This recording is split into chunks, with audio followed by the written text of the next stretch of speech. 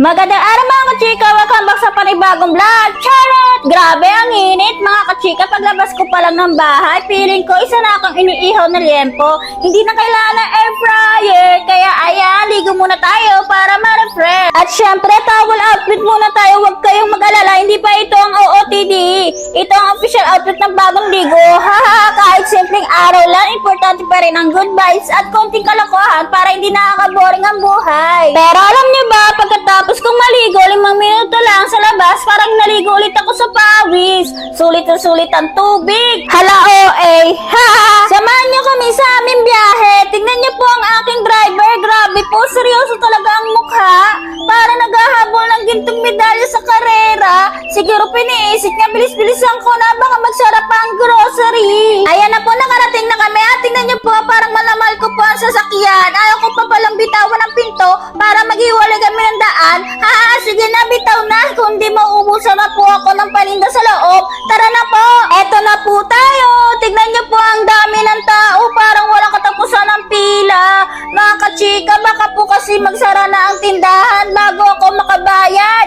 Pero huwag mag-alala, nakangiti pa rin po ako kahit sa loob-loob ko. Nagsisigaw na ako ng bilisan niyo po. Pero sige, maghintay po tayo. May pasensya po ako. Minsan lang. Eto na po, sa loob na tayo. Tingnan niyo po ako mga kachika. Huwag po kayong magulat. At tingnan niyo po ang mga paninda. Para lahat gusto ko bilhin. Kaso po, baka po hindi kasya sa aking pitaka. Kaya titignan lang po muna ako at bibilhin ko na lang po yung mga talagang kailangan at yung mga paborito ko rin po. Huwag na po tayo magkunwari. Tignan niyo po ang mga estante. Ang dami ng pagkain, parang walang katapusan. Kaliwa at kanan, puro masasarap para lahat ng nakikita ng mga mata ko. Gusto ko agad ilagay sa cart. Ito gusto ko, ito rin, at lalo na to. Parang sasabog na ang cart ko kahit wala pa akong binabayaran. Pero teka, tignan nyo naman ang aking pitaka. Parang sumisigaw na po ng, tama na, wala na kaming pera. Parang umiiyak na po ang loob ng pitaka ko. Kaya titig na lang po muna ako, titig lang. Sabihin na natin kailangan po sila kasi kailangan po ng tiyan ko na maging masaya. Lahat po ng masarap, kailangan po sa bahay. Yan po ang batas ng aming tahanan. Ha.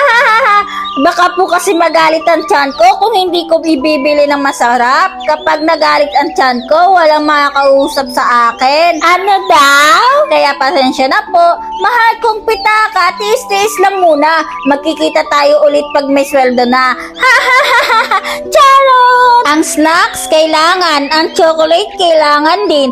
Ang ice cream, emergency food po yan. Sa bahay po namin, may sariling batasan tiyan. Kapag masarap, automatic kailangan. Wala pong debate. Unanimous decision agad.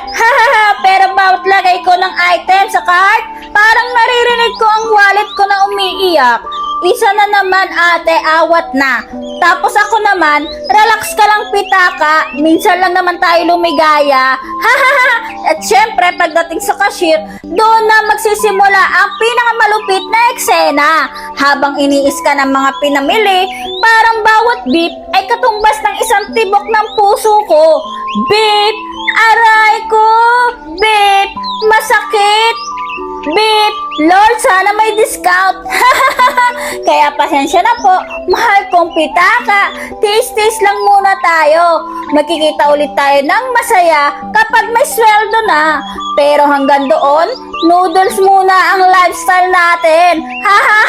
Kung pareho rin kayong napapabudol tuwing grocery, huwag kayong mag-alala, hindi kayo nag-iisa. Team, pumasok para bumili ng 3. Umuwi na may 30.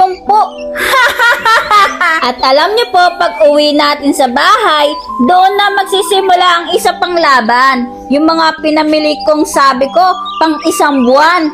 Ewan ko ba kung bakit parang pang 1 araw lang ang tinatagal. Hindi ko alam kung may daga ba sa bahay o ako lang talaga ang matakaw. Tapos kapag nakita ko na ang resibo, hindi ko na po siya tinitignan ng matagal. Isang tingin lang, sabay tiklop agad. Baka kasi tumaas ang blood pressure ko. Ano daw? Minsan iniisip ko pa, sigurado bang grocery ito? Baka nakabili na rin ako ng lupa nang hindi ko alam.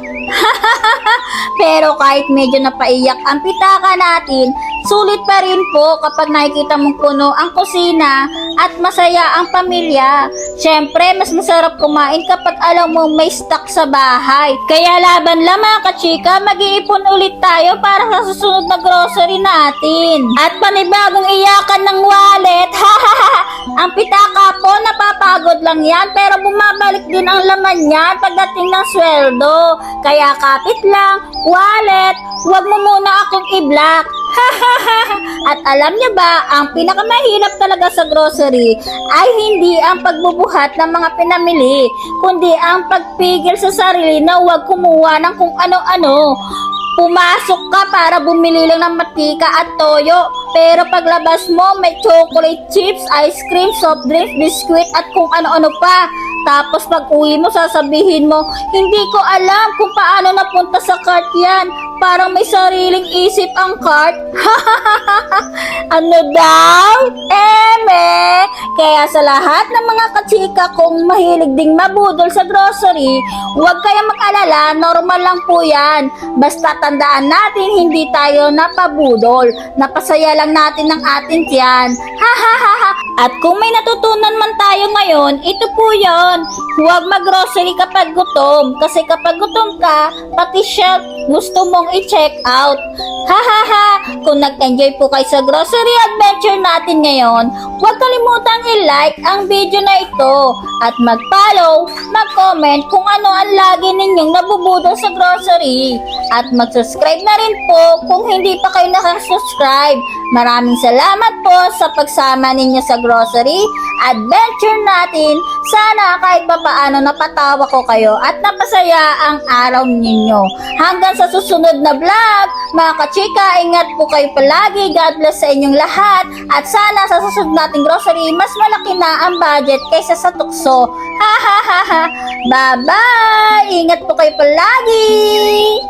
Thanks for watching. Don't forget to like, comment, and share, and subscribe.